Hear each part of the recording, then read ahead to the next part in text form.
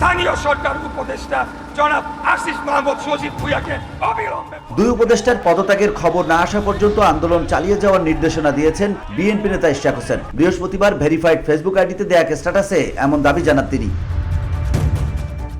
পোস্টে ইশরাক হোসেন লেখেন, আন্দোলনকারী ভাইদের বলবো এইসব মূলা দিয়ে গাধা বশ করা যায়, আমাদের না। দুই ছাত্র প্রতিনিধি উপদেষ্টাদের পদত্যাগের খবর না আসা পর্যন্ত চলছে লড়াই, চলবে।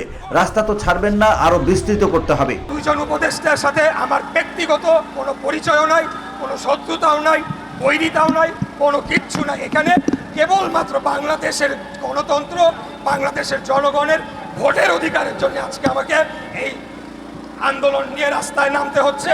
আমি ওনাদের শুভকামনা করি, ওনারা পদত্যাগ করে যে রাজনৈতিক দলের তারা সদস্য হয়েছেন বা হতে চান সেখানে গিয়ে সাংগঠনিক রাজনীতি করেন, সরকারের উপরে আর হস্তক্ষেপ চলবে না।